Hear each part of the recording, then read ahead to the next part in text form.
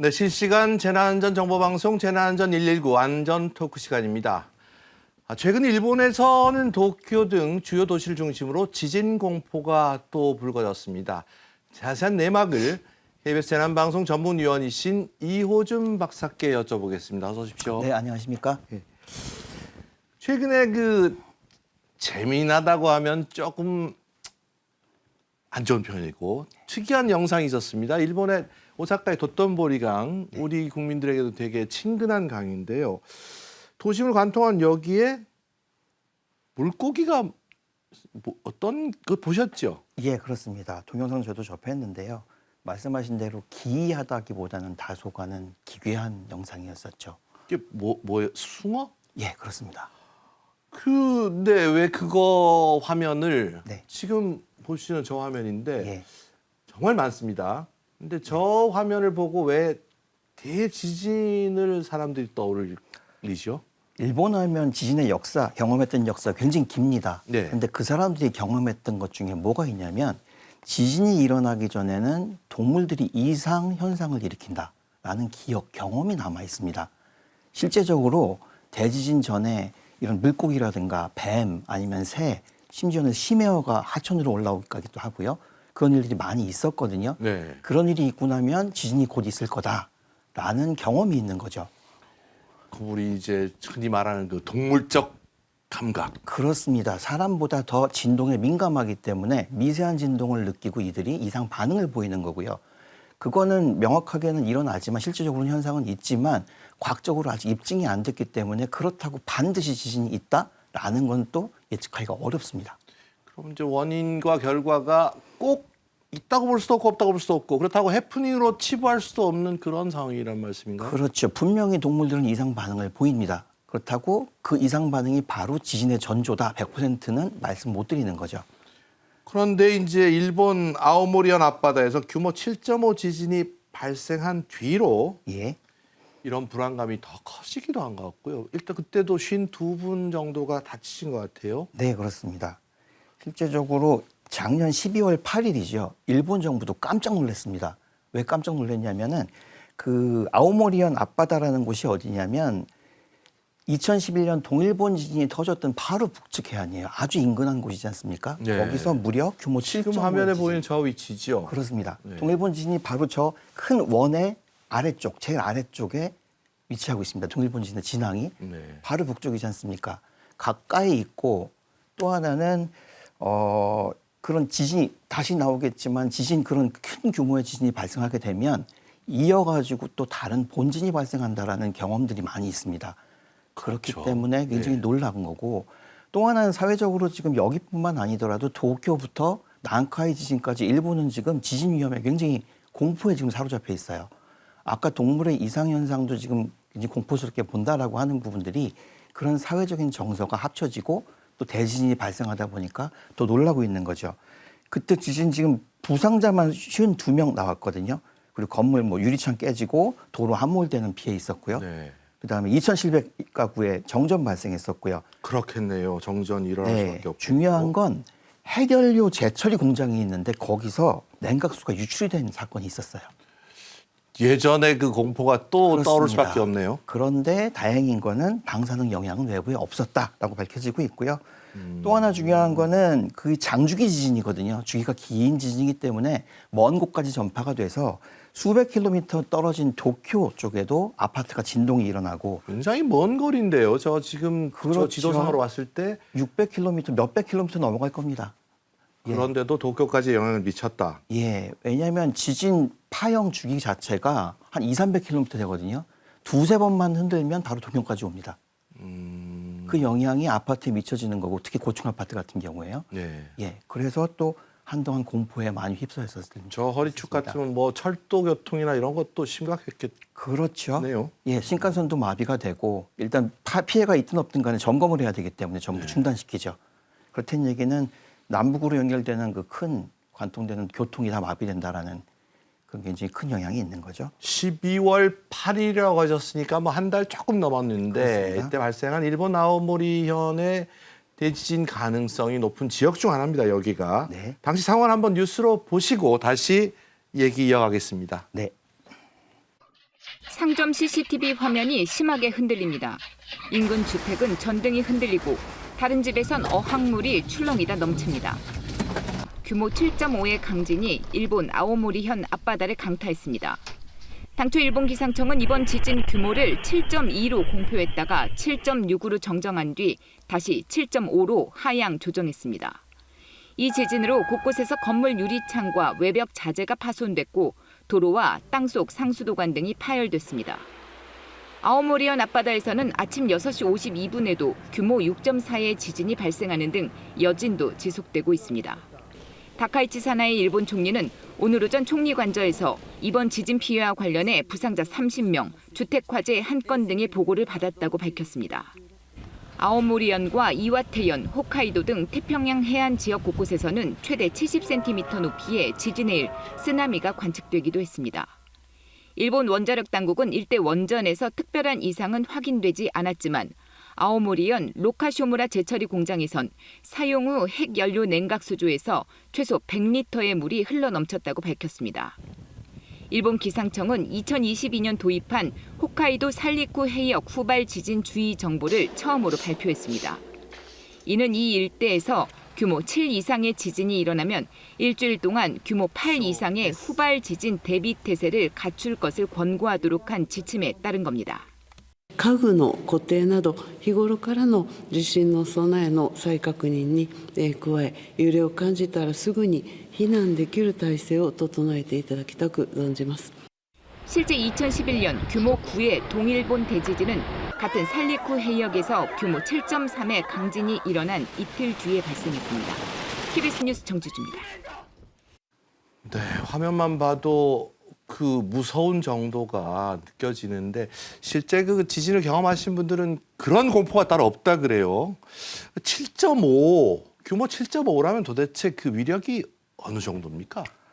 사실은 지진을 세는 단위가 규모 1, 2, 3, 4 아주 작은 숫자로 표현하기 때문에 체감이 너무나 안 돼요. 네. 그렇지만 규모 7이라고 그러면은 정말 우리가 상상 못할 만큼의 천지가 다 진동을 한다?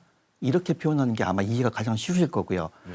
물리적으로 표현드리자면은 히로시마 원폭 기억하시죠? 예. 11개에서 15개가 동시에 터지는 정도의 위력입니다. 그때 터진 거에 열 몇 배가 된다 이거죠. 똑같은 폭탄이 15개가 동시에 터지는 거죠. 그 정도 위력이고요.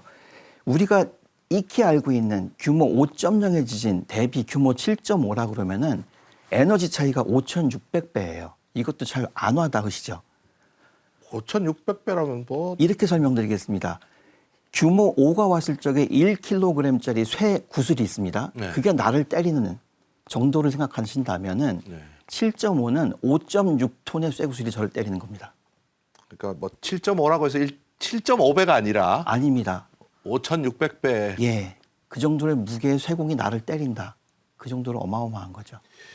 이 지진이 이번은 이제 해저였다는 게 좀 그렇습니다. 그러면 좀 다른 점이 있습니까? 일단은 해저였다는 거는 도심의 직하에서 바로 지진 발생하지 않았기 때문에 지진 영향, 흔들림의 영향은 다소간 낮습니다. 그래도 덜하다. 예, 그렇지만 해저에서 발생할 경우에 쓰나미 위험이 있지 않습니까? 그렇죠. 똑같은 게 2011년 동일본 지진 때도 바로 아래, 요번에 진앙의 바로 아래에 있는 해역에서 발생했고 어마어마한 쓰나미를 유발시켰거든요. 그렇지만 요번에 같은 경우에는 쓰나미는 기상청은 당시 지금 이 쓰나미 발생 조건을 봤을 적에 수심이 1000m가 넘고 지진 규모가 7이 넘으면 반드시 쓰나미가 있거든요. 네. 그렇기 때문에 약 3m 정도 해일이 일 거다라는 걸 경보를 발령했었습니다. 근데 실제로는 그만큼은 가지 않았죠. 70cm 정도 낮게 도착을 했고요. 그다음에 홋카이도 전역에서도 약 0.5m 정도 해일이 왔는데 그 이유를 본다 그러면은 그 진원 깊이라고 그래요. 해저면에서부터 얼마나 깊은 곳이 깨졌는가. 굉장히 약간 깊었다는 1000m 얘기입니다. 밑이라고. 그건 수심이고요. 예, 수심 1000m 밑에 내려간 지역에서 밑에 땅 밑으로 해저면 밑으로 어느 정도 깊이에서 땅이 깨지기 시작했는가. 완전 바다 밑에 땅. 예, 거기가 네. 좀 많이 깊어서 네. 해일을 일으킬 영향은 좀 작았지 않았나라고 추측이 됩니다. 그 쓰나미 경보가 이제 뭐 다행히 위험까지는 안 갔으니까 다행이었는데 쓰나미가 사실 공포스럽잖아요. 그거 하면 벌써 2011년 우리 동일본 대지진 때를 떠올리게 될 수밖에 없습니다. 예. 지금 2011년 동일본 대지진 그러면은 저도 뭐 쓰나미 공부를 계속 해왔지만 인류 역사상 기록되어 있는 게 알라스카라든가 칠레 몇 경우가 있어요. 네. 근데 2011년 같은 경우에 지구상에서 기록된 가장 높은 쓰나미 중에 하나입니다. 아. 실제 높이가 규모가 9.0이 넘었었고요. 지진 규모가 9.0이었었고 9.1 나오기도 하고 무려 40.5m에 해당하는 그 최대 높이가 관측이 되기도 했고요. 파도 높이가 파도라고 하기에는 파도라고 할 수가 바닷물 없겠죠? 전체 높이가 40m 올라가서 벽처럼 때리는 게 쓰나미입니다. 네.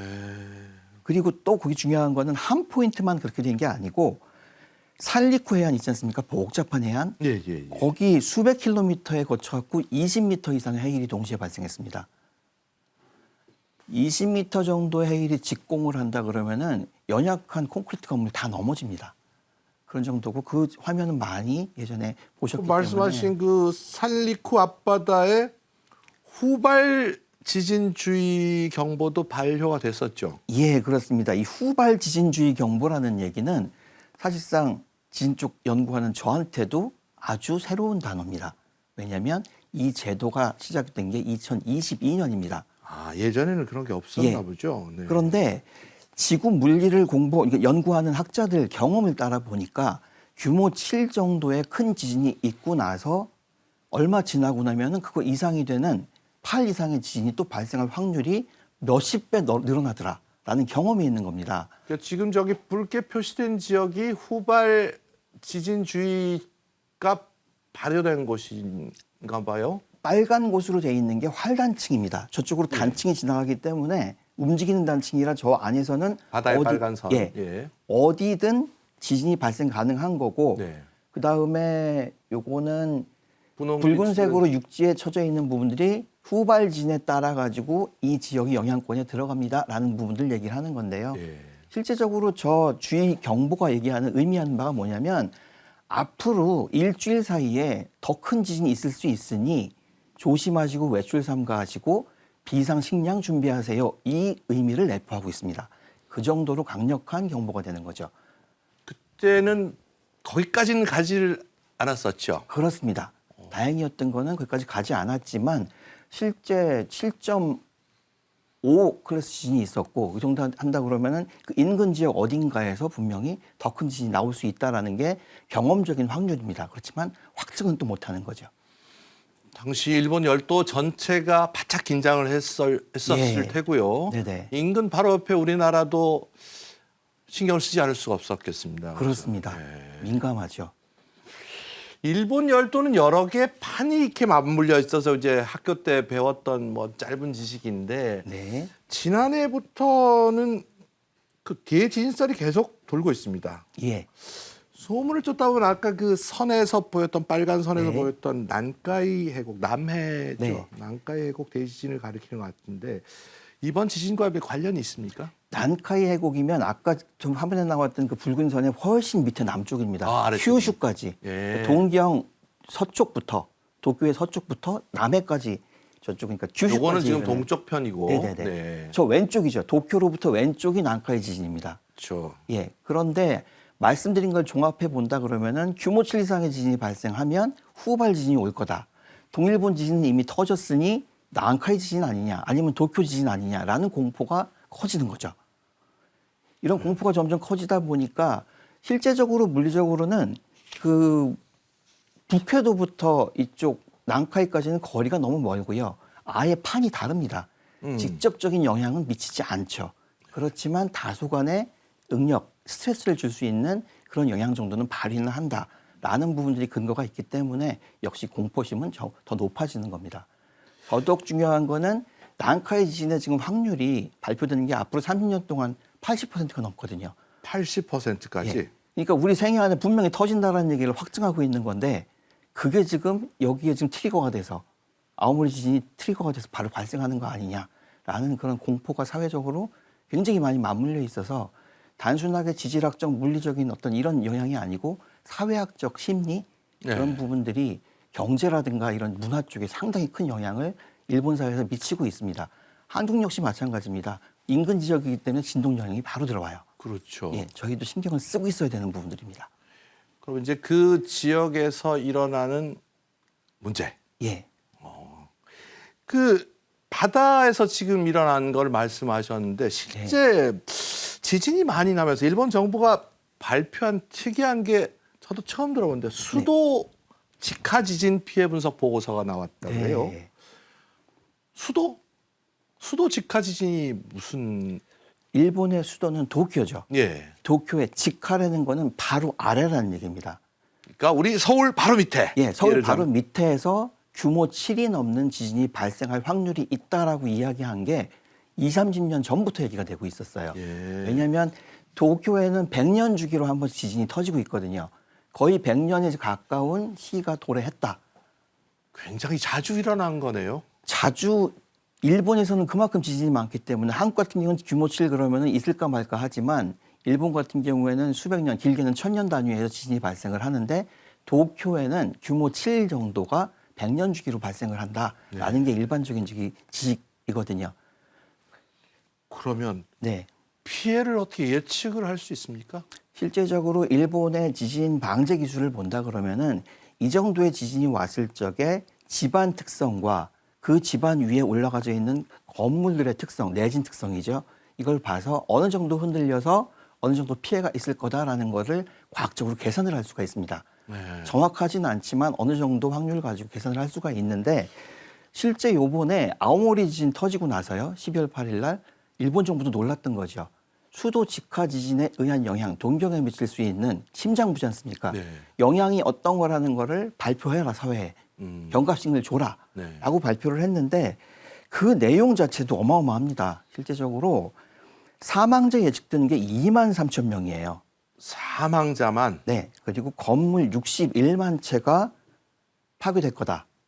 발표하고 있고요. 예. 또 하나 제일 중요한 부분들이 제일 중요하진 않죠. 인명피해보다 또 좀 약하지만은 장기간 지속될 영향이 뭐냐면 지진 발생하고 나면 반드시 경제적 피해가 나옵니다. 이 경제 손실이 95조 엔이라고 발표를 했어요. 이건 뭐 상상이 안 되네요. 거의 900조 원에 해당하는 정도의 경제 손실이 발생을 하거든요. 순식간에 몇십 초 사이에 900조가 동경 시장에서 빠져버리는 겁니다.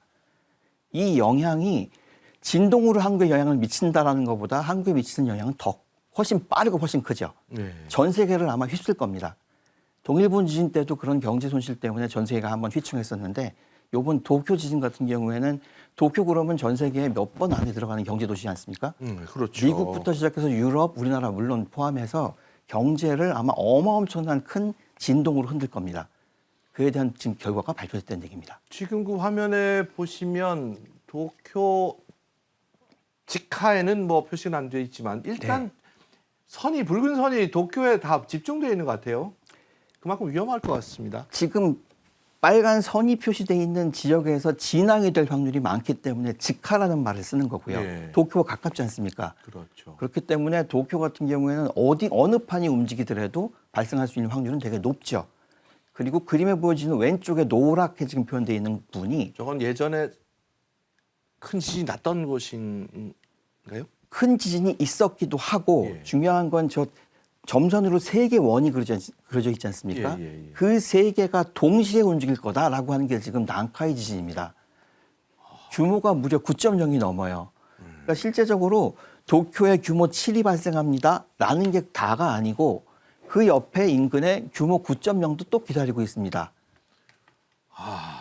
그러니까 얼마나 지금 지진 밭이라는 얘기죠. 네. 거의 지뢰밭이 걸음 뛸 때마다 폭발할 수 있는 위험이 있다라는 정도가 지금 일본의 지진 위험 상태고요. 또 하나 저기도 잠깐 보이지만 도쿄와 저 난카이 지진 진앙지 옆에 보면 후지산이 있지 않습니까? 그렇죠. 후지산 화산 분화 역시도 사실은 지질 운동이기 때문에 지진 지진의 때문에 영향을 화산이 바로 영향을. 유발되죠. 네. 그 확률은 굉장히 높습니다. 그렇게 된다 그러면은 지진과 화산이 동시에 발생하는 또 복합 재난이 이루어질 수 있습니다. 이 오사카 관통하는 그 물고기 떼 얘기를 나누다가 여기까지 왔는데 네.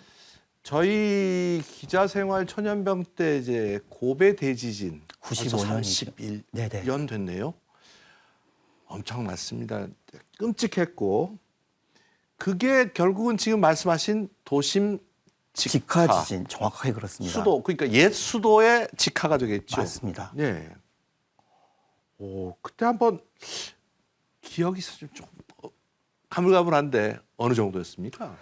실제 고베 같은 경우에는요, 과거에 지진이 없던 곳으로 유명합니다. 그래서 지진 안전지대다라고 일본 내에서도 여겨지던 곳이에요.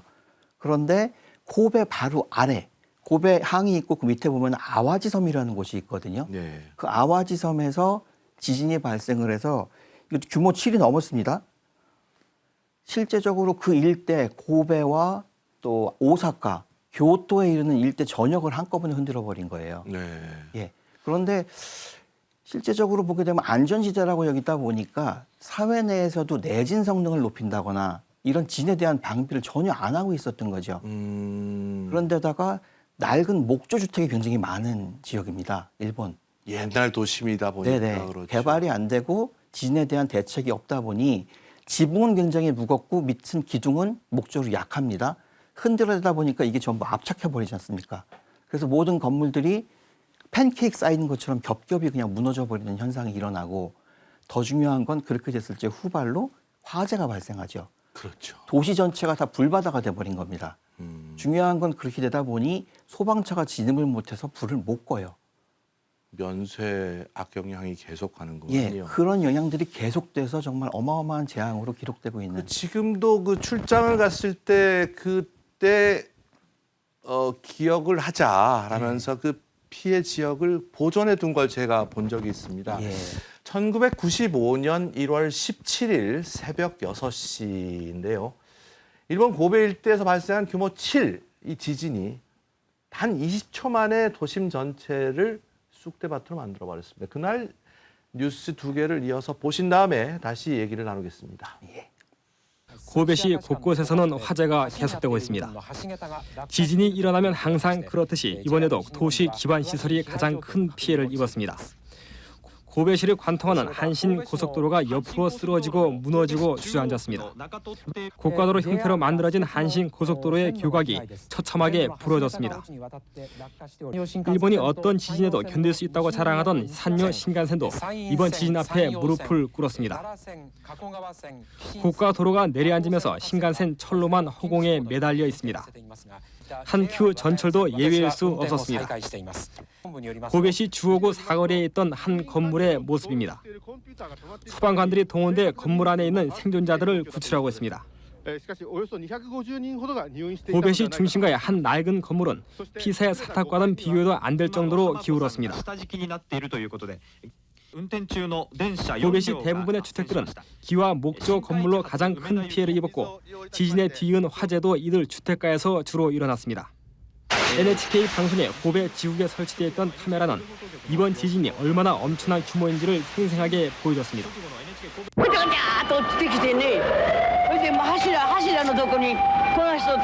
이른 새벽 악몽 같은 현실 앞에 손녀딸은 할 말을 잃었습니다.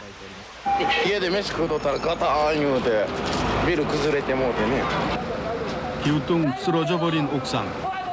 잠옷바람의 노파는 끝내 울음을 터뜨리고 맙니다.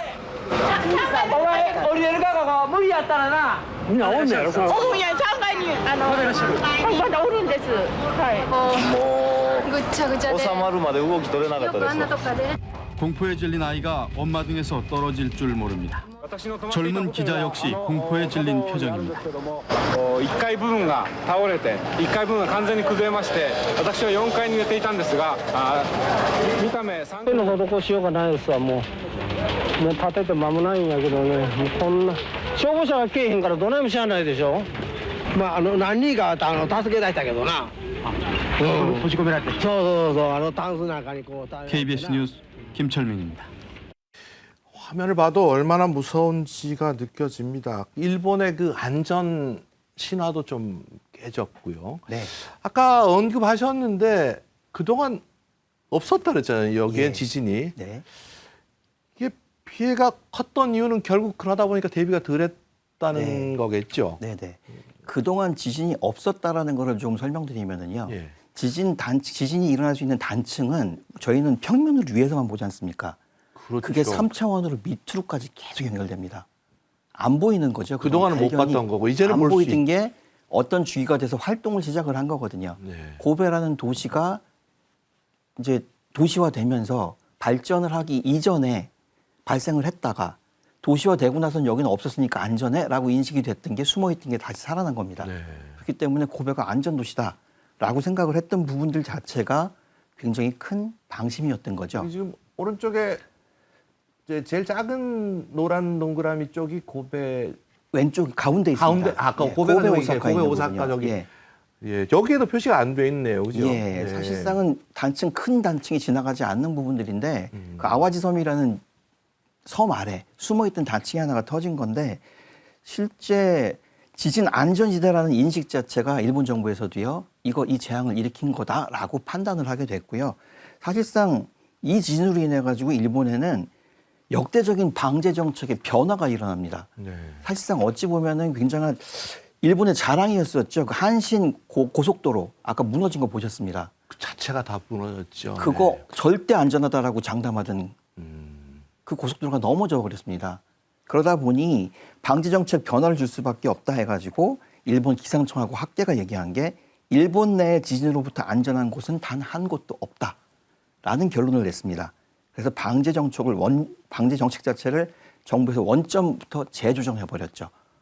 그런 역사적인 기록이 남아있는 지진 이벤트입니다.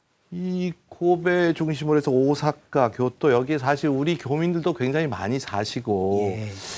우리하고 참 연이 많은 지역인데 이 주변 도시에도 영향을 미치지 않을 수가 없었겠네요. 예, 그렇습니다. 실제 아와지 섬이라고 하는 곳이 위치한 곳은 고베 바로 남쪽이 아와지 섬 진앙이고요. 네. 이게 수평 방향으로 이동을 한 단층이거든요. 북서쪽으로 지나가지고 고베 옆에 오사카, 오사카 옆에 교토까지 영향을 같이 미쳤습니다.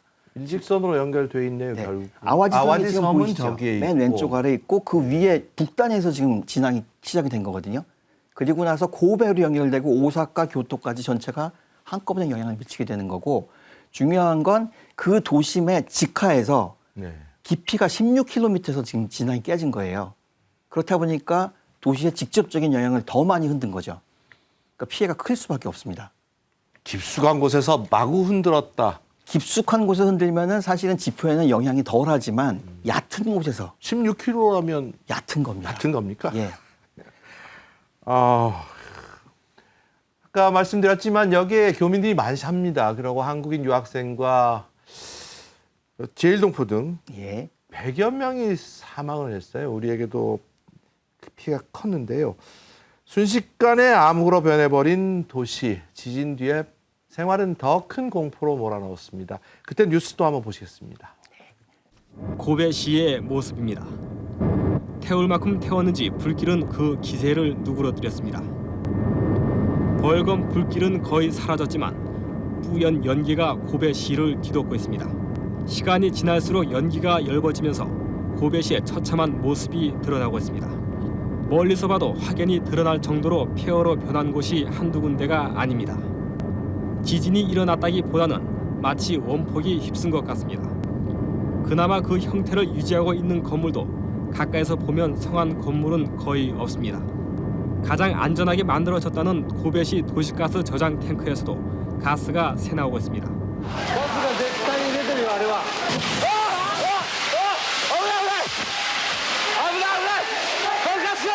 고베시의 곳곳에서 불길이 다시 솟아올랐습니다. 오늘은 어제보다 나아지겠지라는 희망을 가졌지만 불길이 다시 번지자 이재민들은 꾹 참던 감정을 터뜨립니다. 자신의 집이 불탄다는 말에 이재민들은 임시 수용소를 나와 집으로 달려왔지만 어떻게 할 방법이 없습니다. 마실 물도 없는데 불을 끌 물이 있을 리 없습니다. 지진으로 내려앉은 집은 이미 못 쓰게 됐지만 불길이 붙자 집주인은 애가 탑니다.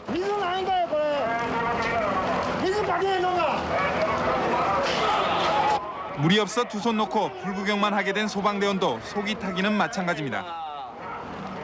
고베시 부근은 사흘 동안 계속된 화재로 여의도의 3분의 1에 이르는 면적이 불에 타버렸습니다. 진화 작업이라곤 화재가 다른 곳으로 확산되지 않도록 고작 불길을 막는 것이 전부입니다. KBS 뉴스 김성모입니다. 마지막 화면을 보시면 거의 전쟁 폐허보다 더한 그렇습니다. 그런 느낌이 들었습니다. 이제 30년 넘게 지났고요. 지금의 고베는 일본 내에서 이 부흥의 상징 네. 이렇게 좀 불릴 정도로 달라졌습니다. 예. 부흥의 상징이라고까지 이렇게 올려 좀 많이 지금 높여서 부르고 있거든요. 네. 그만큼 어마어마한 노력을 많이 했다는 얘기고 그 대표적인 사례가 아까 말씀드렸듯이 방제 정책을 원점부터 다시 흔들었다. 아예 이제 처음부터 0에서부터 다시, 시작하는 예, 거죠. 그렇게 해서 제도가 바뀌게 됩니다. 부흥이라는 말 한국에서는 잘 안 쓰거든요. 네. 복구라는 말을 많이 쓰죠. 그렇죠. 복구라는 건 예전처럼 똑같이 돌아가는 걸 말하는 거고요. 부흥이라고 한다 그러면은 이 재난을 계기로 해서 이전보다 더 높은 가치를 만들겠다. 네. 그 창조하는 과정인데 도시를 다시 세우는 거거든요. 무지무지 어려운 일이죠. 실질적으로 흥미로운 게 뭐냐면은 이쪽이 아까 잠깐 나왔었는데 아와지선 북쪽으로 고베하고요. 네. 그다음에 오사카 있고 교토가 있지 않습니까? 고베, 오사카는 예전에 물류하고 제조가 중심이었었어요. 산업 자체가. 네. 그리고 교토는 문화재가 또 중심이지 않습니까? 고도니까. 예, 전체적으로 그 피해가 다 있었던 얘기예요. 그렇네요. 전체를 다 흔들었는데 이 부흥 정책에 따라 가지고 이쪽의 산업 자체가 그 고베 보면은 포트 아일랜드라는 인공 섬이 있거든요. 네. 그쪽에다가 의료 산업 클러스터를 짓습니다. 그래서 완전히 산업 자체가 바뀌어 버렸어요. 고부 가치로. 네. 그렇게 성장을 시켰고요. 그다음에 이게 새로운 도시의 먹거리가 되는 부분들이 있고 무너진 이제 노후 목조 주택 있지 않습니까? 여기에 재난에 강한 도시 설계를 도입해 가지고 내진 설계를 계속 올리고 있었습니다. 그렇기 때문에 굉장히 튼튼한 도시로 거듭나고 중요한 거는 보통 그런 재해 있을 적에 재해를 기념한다라는 말을 많이 안 쓰지 않습니까? 재해 기념관을 만들었어요. 네. 당시에 피해 있었던 장면 그대로를 옮겨가지고 지진의 참혹함이 이렇습니다라는 거를 지금까지 홍보하고 있고 전 세계로 지금 방송하고 있습니다. 철저히 대비하자. 그렇습니다. 경각심. 그 부분들 경각심 너무 많은 거는 사회적으로 부정적이지만 어느 정도 발전적인 방향에서의 경각심은 필요하다. 특히 지진에 대해서는 이 부분을 강조 많이 하고 있는 거죠. 이제 그동안 뭐 내진 설계를 네. 무시했다고 보기는 하죠. 없었던 고베가 예. 이제 내진 설계가 들어왔고 네. 당시에 같은 지진이 있었는데 오사카는 내진 설계가 돼 있었던 좀 선진 도시니까 그렇습니다. 오사카는 피해가 상대적으로 덜했겠네요. 예, 그렇습니다. 실제적으로 고베보다는 오사카가 더 오래된 도시고 많이 발전한 도시지 않습니까? 네. 국제 도시가 됐기 때문에요. 많은 고층 건물이 들어가다 보니까 내진이라는 개념이 굉장히 많이 도입이 됐습니다.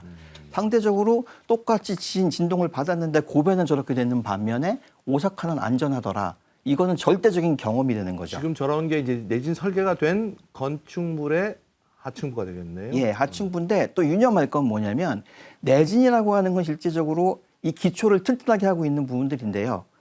여기에 면진과 재진이라는 굉장히 값비싼 조치들이 있습니다. 이건 뭐냐면 건축물을 땅에서 이탈시켜 버리는 거예요. 바닥에 공을 달아가지고 진동이 와도 자이로처럼 흔들리지 않도록. 네. 왜 중요하냐면 내진 설계를 한 건물이 진동 끝에 살아남았습니다. 근데 아까 뉴스에서 잠깐 나왔었는데 그렇다고 해서 그 건물을 계속 쓸 수 있는 게 아닙니다. 내부에 많은 부분들이 파손됐기 때문에 다시 무너뜨리고 재건을 해야 되는 경우들이 굉장히 많아요.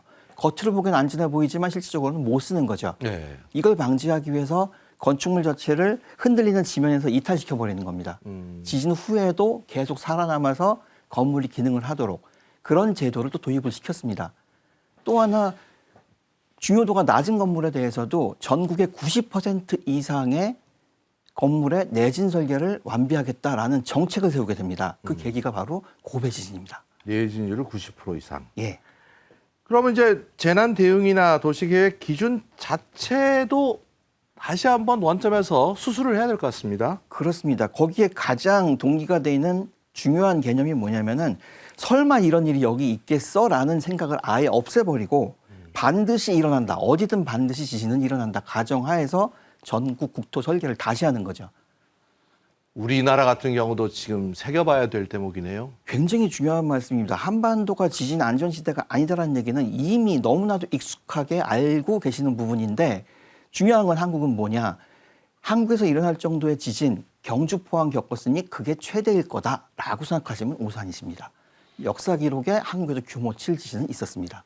뉴스에서 봤지만 물이 없어서 불을 못 끄는 그런 상황까지는 사실 생각을 못 해봤잖아요. 그것도 사실은 일본 내에서는 굉장히 혁신적인 하나의 방지 정책이었었는데요. 네. 고베 당시에 지진이 일어나면 반드시 불이 난다라는 거는 예전 에도 시대 때부터 알고 있었거든요.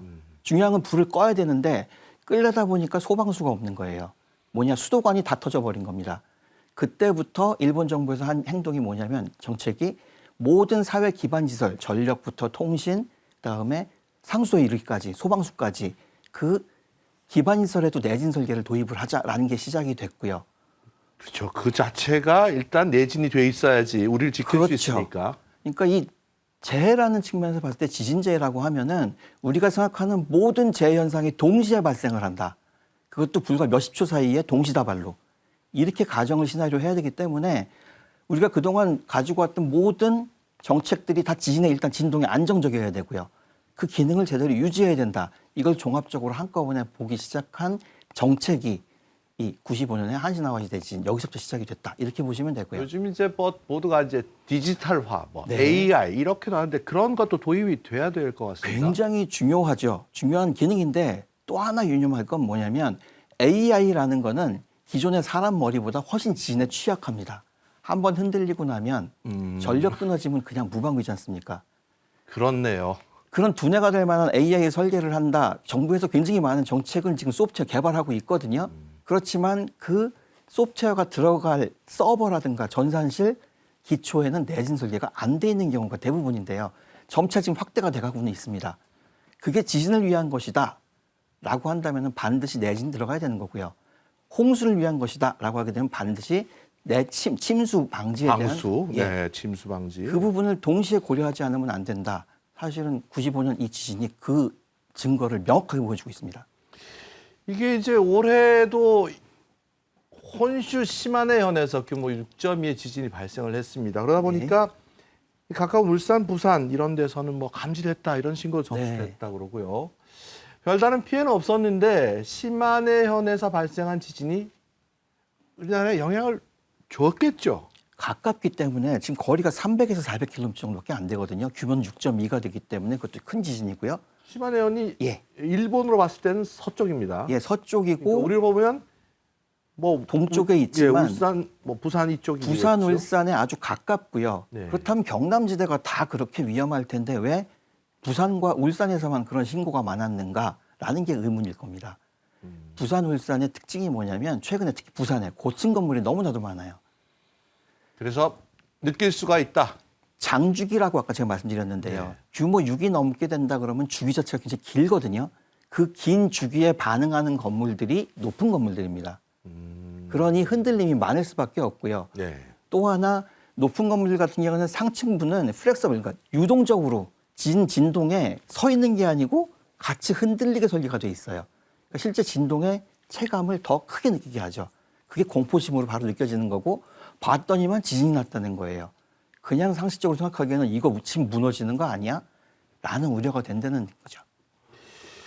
2011년 그러고 지난번 95년 이후로 이제 지진에 대한 관심이 우리도 많아졌고요. 사실 우리로서는 한반도에 문제가 있느냐 없느냐 이게 제일 큰 관심이지 않습니까? 예. 우리나라 발생 추이는 벌써 한 10년 된 것 같아요. 경주 포항 그쪽에 지진 난 것도 어떻습니까? 실제 2011년 동일본 지진 이후에 한반도의 지각 자체가 불안정해졌다라는 게 모든 학자의 지금 예상된 추측입니다. 증거를 못 잡지만 대표적인 사례가 경주 포항에 그런 큰 지진이 발생한 게 지각이 불안정했기 때문이다라고 얘기를 하고 있고요. 실제 동일본 대지진 이전에 한반도가 비교적 단단한 지각을 갖고 있다. 안정적인 상태였다라고 얘기한다 그러면은 지금은 한 번 진동이 왔기 때문에 가해진 그 지진에 의해서 지반이 약해진 상태다라고 얘기를 할 수 있죠. 한번 충격을 크게 받았기 받았다. 때문에 부상 입은 상태다. 다시 또 맞으면 일어나기 어렵다라고도 얘기할 수 있는 겁니다. 그 지진 이후에 예. 국민 생활이 유지될 수 있도록 하는 일본의 재난 대응을 아주 뭐 높이 평가를 하셨습니다. 우리나라는 여기에 어떤 대비를 해야 할까요? 배울 게 있어야 되는데. 저는 강조드리고 싶은 거는 모든 정책의 원점이 되는 부분들은 기본 목표가 나와야 되는 부분들인데요. 설마라는 일은 없다는 얘기입니다. 지진은 한국도 없습니다. 지진은 반드시 있다라는 가정하에 시작을 해야 되는 부분들이고요. 매해 찾아오는 태풍하고 다르게 지진은 가끔 있기 때문에 아무래도 소홀하기 쉬워요. 그 생각을 내려놓으셔야 됩니다. 왜냐하면 치명적이기 때문에요. 네. 그래서 한반도가 지진의 안전지대가 아니고 언제든지 상시 발생할 수 있다는 걸 생각하는 게 첫 번째 필요한 부분이고 실제 그렇게 지금 정책이 만들어지고 있고요. 그에 따라서 우리나라 역시도 구조적인 측면에서 비약적인 발전을 그동안 짧은 시간에 해왔습니다. 내진 설계율을 전부 높이고 있고요. 모든 건물에. 그리고 또 하나는 95년 한신 지진 때 사실은 방재학자들이 많이 얘기했던 기술적인 발전 하나 들자면은 정보예요. 네. 재정보. 그래서 그때 일본 같은 경우에는 긴급 지진 속보라고 해서 실제 진동이 발생하기 몇 초 전에 경보를 때려주는 기술이 있거든요. 우리도 문자 서비스가 오지 한국의 않습니까? 지진 조기 경보가 바로 그거고요. 예. 실제적으로 우리나라 같은 경우에는 대지진이 발생하기는 아직 기록이 없고 도시화가 된 이후에 그런데도 불구하고 전 세계적으로 강진이 발생하는 나라에 비해서 중약진 발생하는 나라에서 이 정도의 지진 조기 경보를 수용하고 있는 나라가 없습니다. 네. 찾아보기 힘들고 오히려 그분들이 저한테 물어봐요. 너희 그런 게 왜 필요해? 그렇다 그러면 이거 과다한 거 아닌가라고 할 텐데요. 한국의 산업을 보십시오. 정밀전자, 자동차, 그다음에 첨단 의학. 지진에 한번 터지고 나면 그 영향이 너무나도 큰 산업들이지 않습니까? 네, 그렇네요. 그거 반도체 공장 한번 잘못된다 그러면은 전 세계 경제가 다 흔들릴 거예요. 왜 지진 조기 경보가 필요한지 금방 이유가 나오는 거죠.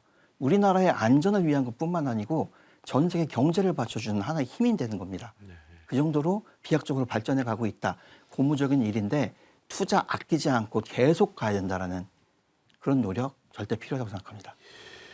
그 박사님 말씀 듣고 나니까 이게 사람의 힘으로 막을 수 있는 건 넘은 것 같아요. 이미 주어진 상태입니다. 네, 막지는 못하니까 네. 미리 예측하고 네. 대비하고 안전의식을 가지고 네. 이런 게 철저히 갖춰져야 할 것 같다는 생각입니다. 마지막은 30초 안전 챌린지 순서입니다. 오늘 고베 대지진을 통해서 수도 직하 지진에 대한 말씀도 많이 나눴는데 아무래도 사람이 밀집된 도심 번화가에서 이렇게 지진이 발생했을 때 우리가 기억해야 할 행동 요령 네. 30초 말씀해 주시죠. 도심에서 지금 우려가 되는 부분들을 전철 있을 겁니다. 네. 지진 전철 달리는 중에 지진이 발생을 한다. 손잡이 기둥 꽉 붙잡으시고요.